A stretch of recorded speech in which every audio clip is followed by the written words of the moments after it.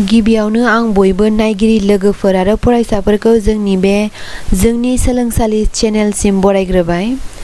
दिनै जों इकुइवेलेन्स रिलेशननि माखासे एग्जाम्पलखौ सोलोंगोन। बे एग्जाम्पलफोरा जोंना फाइनाल एग्जामावबो फैखांनाय दङ खावसे। होनबा नोंसोरो भिडिअखौ गोसो होनानै नायलां, जाहाथे नोंसोरो एग्जामाव आरो जुदि फैफिननोबो हायो, लोगोसे बेजों रिलेटेड बेजों सोमोन्दो थानाय माखासे प्रब्लेमफोरखौ नोंसोरो गोरलैयैनो बुजिनो हानायनि थाखाय। मानोना जोंहा जुदि मोनसे प्रब्लेमखौ जोङो सल्भ खालामनो हायो, होनबा बेनिफ्रायनो जोंहा गुबुन प्रब्लेमफोरखौ सल्भ खालामनायनि आइडियाबो फैयो। ओंखायनो नोंसोरो भिडिअखौ गोसो होनानै मोजाङै नायलांदो। दाना बेवहाय आङो फार्स्टआव नैबे डिफिनिशनखौ नोंसोरनो खेबसे होफिननानै होदों लिरनानै।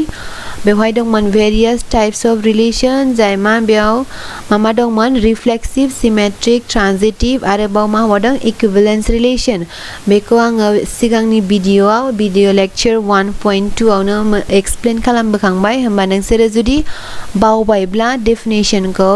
खेबसे भिडिअखौ नायफिननो हागोन, बेनि उनावसो एग्जाम्पलखौ नायफै। नङाबा नोंसोरो बुजिख'नो हायाबो जानो हागौ। मानोना जोंहा प्रब्लेमखौ सल्भ खालामनोबा डेफिनेशना मा बेखौ नोंहा मोजाङै बुजिनानै लाग्रोनांगौ। जुदि नों डेफिनेशनखौनो गोसोआव गैया एबा बुजियाखैब्ला नोङो प्रब्लेमखौ बानायनायाव नोंहा प्रब्लेमखौ बांसिन मोनगोन। होनब्ला नोंसोरो ओंखायनो प्रब्लेमखौ सल्भ खालामनायनि सिगां डेफिनेशनफोरखौ नायनानै लानांगौ, थियरेम दंबा थियरेमफोरखौ नायनानै लानांगौ, बेबायदि आरो। होनबा दानिया एग्जाम्पलखौ नायलांदो नोंसोरो। एग्जाम्पलाव जोङो माखौ लाग्रोदों नै सिगाङाव, बे जाहैबाय एग्जाम्पल 1 होननानै लाबाय जोङो। एग्जाम्पल 1 बेवहाय जोङो बेवहाय मा दङ नै कुइसना, late A be the set of all lines in XY plane. A आ मोनसे सेट, मानि set of all lines in XY plane. XY प्लेनाव मा लाइन बोनो हायो बेफोर गासैखौबो लानानै मोनसे सेट लादोंनो जोंहा ए। होनबा आङो बेखौ ड्र खालामनानै होनि। हमनानै लाबाय नोंना XY प्लेनाव नैबे माखासे लाइनखौ बोनो हादोंनो। नैबे जाहैबाय ए सेट, बेवहाय नोंहा XY प्लेनाव मा लाइन बोनो हायो बेखौ लानांगौमोन। होनबा आङो नैबे ओरैनो एग्जाम्पल हिसाबै एसे फाइनाइटल' लाथ'नोसै। जोंहाथ' होनबा इनफाइनाइटाबो बोनो हायो जोंहा लाइनखौ। बे नै एखे जालायनाङा, जायखिजाया लाइन जाबानो जायो। नों एखमबा गोलावबो जानो हायो, एखमबा गुसुंबो जानो हायो। होमबा मा लाइन बोनो हायो XY प्लेनाव, बेनि सेटआनो जाहैबाय नोंना ए। होमबा बेयाव आं माखासे लाइन बोनसै। बे ओरै कहे कथेबो बोनो हागोन नै नोंसोरो, कहे कथे नै बे ओरै ओरै मेरला बोनो हायो नै। दाना जोंहा एखौ बेखौ लाथ'बाय। दाना आरआ मा होनदों, late R be the relation in ए। आरआ बे ए आवनो मोनसे रिलेशननो। आरो माबायदि रिलेशन होनदों, बाव L1, L2 अर्डार पेयर लिरनो हायोनो जुदि नैबे L1 is parallel to L2 जायोबा। आरो L1 L2 आथ' ए आव थानांगोन जोंहा रिलेशन इन ए नालाय। दाना आरआ जुदि L1 जों L2 जों मानि मोननै लाइना जुदि पेरेलल जायो, मोननै लाइन बाव मा लादों, मोनसेया L1 मोनसेया L2,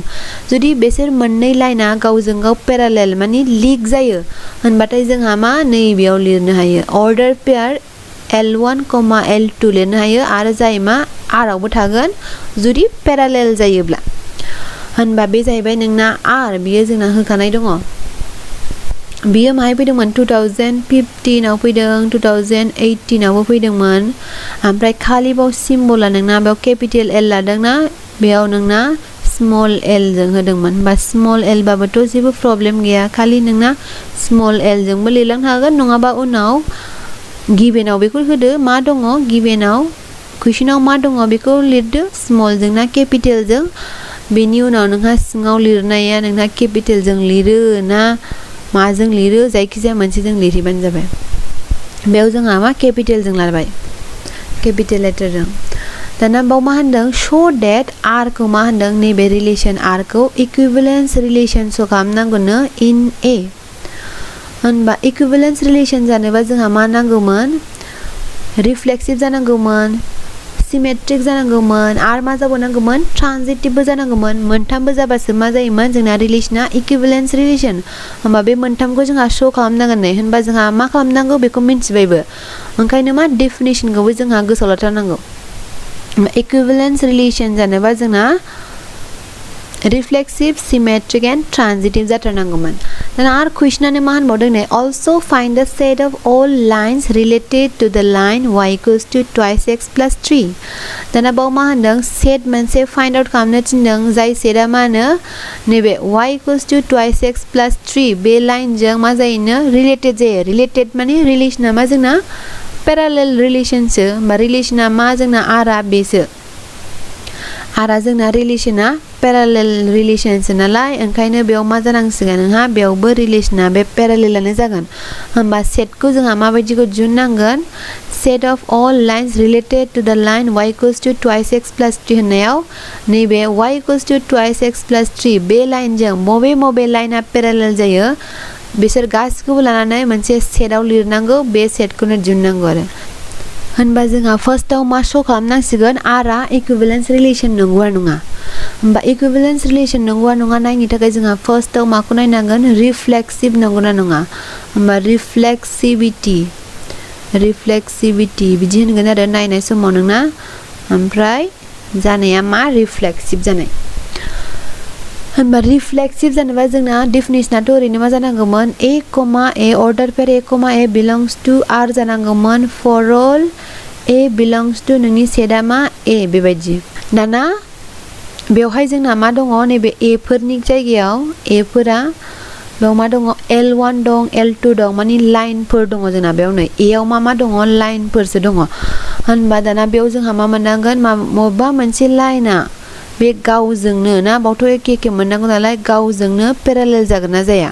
जुदि पेरालेल जायो होनबासो मा जागोन बिलंस टु r जागोन होमबा L, belongs to r माला जागोन जुदि नैबे L जों मा जायो पेरालेल जायो माने नैबे मोनसे लाइन L ना बे लाइना गावजोंनो पेरालेल जागोन ना जाया जायो आरो बेबायदिनो नैबाव नों a आव मा दंमोन जोंना बेफोर लाइन दंमोनलायनो ना हमनानै लाबाय जोंना फाइनाइट लादोंमोन नैबेफोर लाइना दंनो a आव दाना होमबा नों नायदोबावनो नोङो बे नैबे लाइना नैबे लाइनजों गावजोंनो पेरालेल जागोन ना जाया लिग माने मामोन जोंना ओरै जानांगौमोन ओरै पेरालेल बेबायदि ना पेरालेल बिदि पेरालेल ना आंना एसे खहे जाबाय बे मा गोथों जानांगौ ओमफ्राय मा डिसटेन्सआ नोंना एखे जानांगोन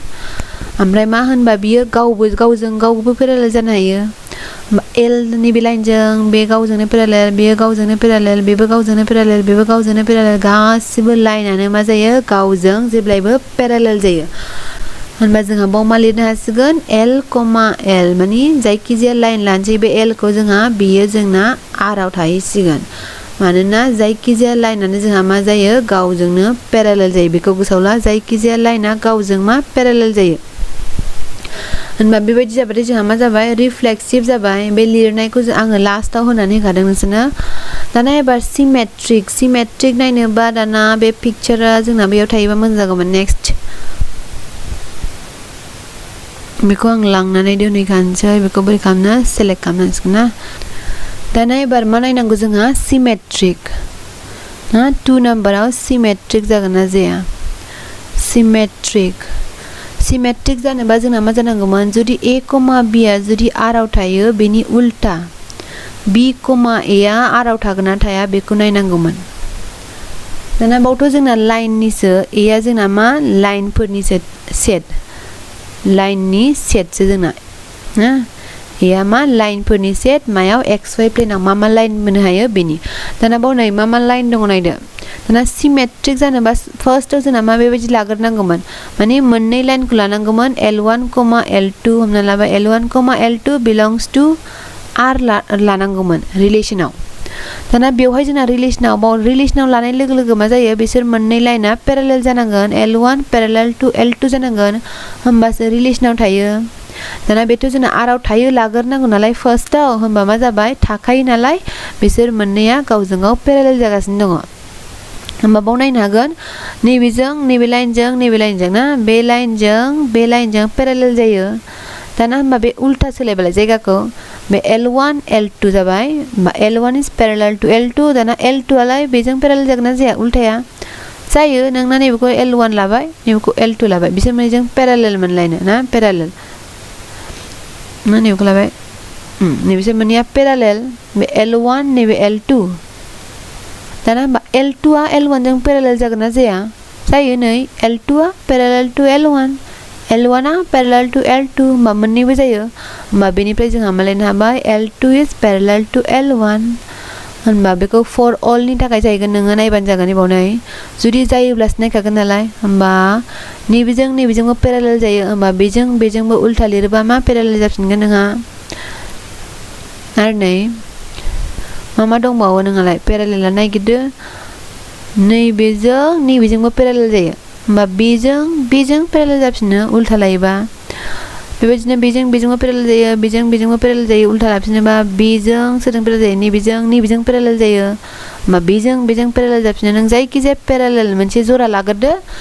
माने मोननै लाइन लादो जाय मा पेरेलेल दाना बेखौ नायदो नोङो उल्था नायोबाबो मा पेरेलेल फार्स्टआव L1 खौ नायबाय उनाव L2 खौ नायबाय होनबाबो पेरेलेल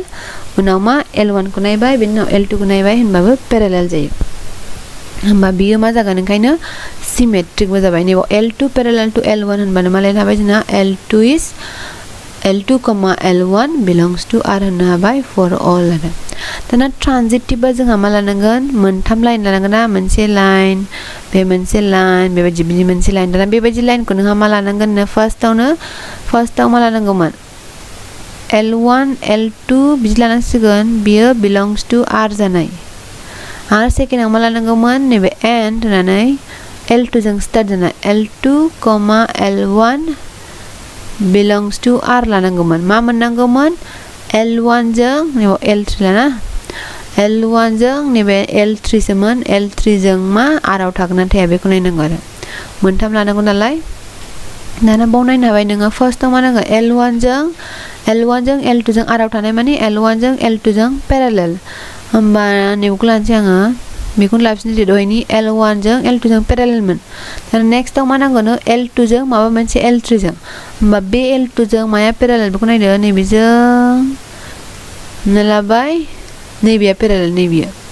ना बेजों पेरेलेल ओमफ्राय नैबेजों पेरेलेल होनबा दाना बेजों पेरेलेल जागोन ना जायो होनबा बेनो जाहैबाय जोंना बाव L1 जों L2 जों पेरेलेल दाना नैबे L2 आ अबेबा मोनसे L3 जों पेरेलेल होनबा नोंना नैबेजों पेरेलेल जायो दा जायो ओंखायनो मा जागोन नोंहा जायखिजाया लाबाय थाबा नोंहा मोनबाय थागोन ओंखायनो मा जायो ट्रानजिटिभ जायो आरो होनबा जोंना रिलेशना मा जाबाय ट्रानजिटिभ दाना मा मोनखो रिफ्लेक्सिभबो जाबाय सिमेट्रिकबो जाबाय आरो ट्रानजिटिभबो जाबाय होनबा जोंना मा जाबाय इक्विवेलेन्स रिलेशन जाबाय मोनथामबो जाबाथाय जोंना मा जायोमोन इक्विवेलेन्स रिलेशन होनबा जोंना रिलेशन R आ जाय माबायदिमोन जोंना पेरेलेल रिलेशन आरो जुदि लाइना पेरेलेल जायो होनबासो R आव थायोमोन होनबा बेबायदि रिलेशना जोंना मा जाबायनो इक्विवेलेन्स रिलेशन जाबाय दाना बेयाव ससे दंबावोमोन ना जोंना ससे कुइसनाव मा दंमोन y equals to 2x plus 3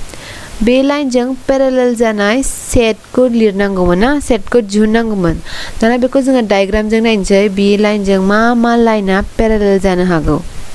ओरैनोथ' मा नैबे 3 नि जायगायाव नोंना माबा मोनसे जायखिजाया सोलायबानो बे लाइना मा जायो जोंना पेरेलेल जायो बे स्ट्रेट लाइन मोनगोन बेखौ बोयोबा नोङो बे लाइनजों मा लाइना पेरेलेल जायो नैबे 3 नि जायगायावल' नोङो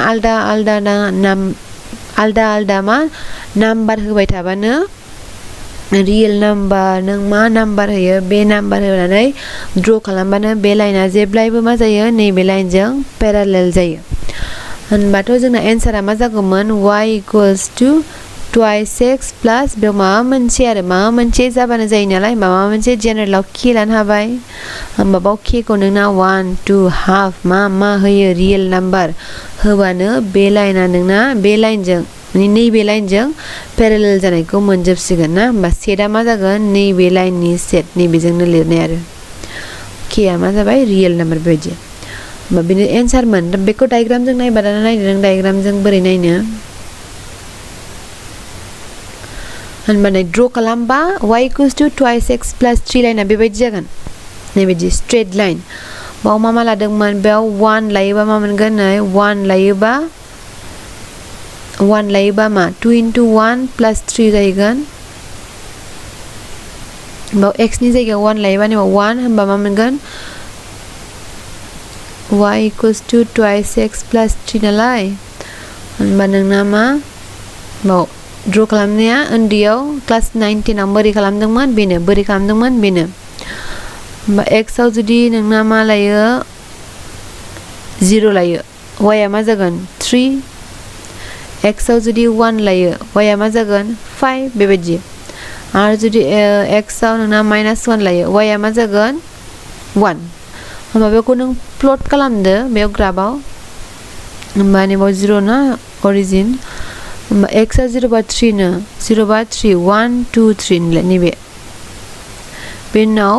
1 बा 5 जायो 1 बा 1 2 3 4 5 नैबे ना 1 जायोबा नैबे 1 जायोबा नोंना 5 बाव मोनहैगोन दाना -1 जायोबा नोंना नैबेयाव मोनहैगोन आरो नैबेयाव होनबा बेखौ ड्र खालामबा नोंना बेबायदि मोनसे स्ट्रेट लाइन मोनगोन दाना बेजों पेरालेल जानाय नांगौ नालाय दाना नैबेखौ 3 नि जायगायाव आङो 2 होनसै नायनि मा मोनो होनबा नै 2 होबा नोंना बेबायदि मोनसे लाइन मोनगोन नैबे 3 नि जायगायाव 2 होयोब्ला 3 नि जायगायाव 2 होयोब्ला नोंहा नैबे ब्लू कलर ग्रीन कलरनि लाइना बेखौ मोनगोन होमबा नायो नोङो बिसोर मोननैजों पेरालेल माने नैबेखौ चेन्ज खालामबाय आङो खालि बेखौल' चेन्ज बे twice x आ एखे खालि 3 नि जायगायावल' 2 होदों होमबानो मा पेरालेल मोनबाय नै दाना एबार आर 2 नि जायगायाव नोङो एबार 3 नि जायगायाव 2 आरो 3 बेफोरनि जायगायाव नोंहा मा एबार 0 होबायनो 0 होबाय माने y equals to twice x जाबाय बेखौ ड्र खालामबा नोंना मा मोनगोन नै बिदि मोनलायबाय नै बिदि नैबे जाहैबाय y equals to twice x जानायनि लाइन बेखौ नों ड्र खालामबानो मोनगोन होमबा मा नुगोन आं नैबे कनस्टेन्टखौ सोलायबाय थाबा नोंना मा मोनो पेरालेल लाइन मोनबाय थायो होनबा नोंना एन्सारा मा जासिगोन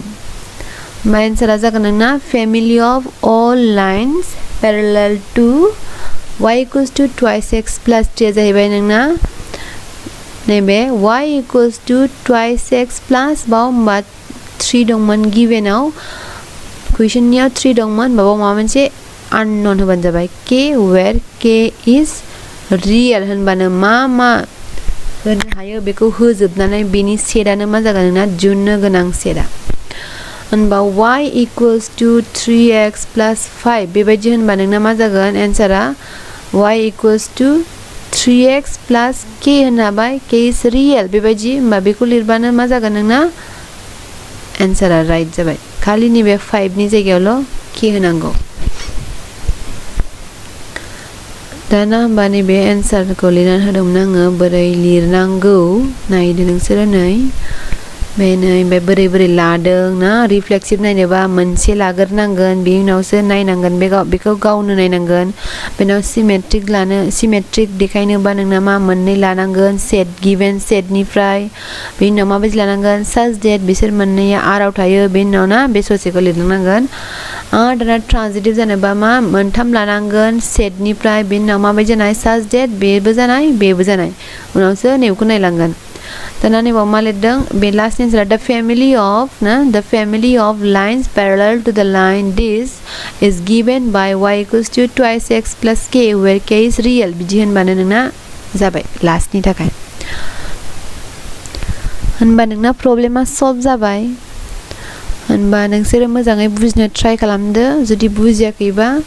आरो खेबसे नायबाव होनबा दिनैनि थाखाय एसेनोसै गोजोन्थों।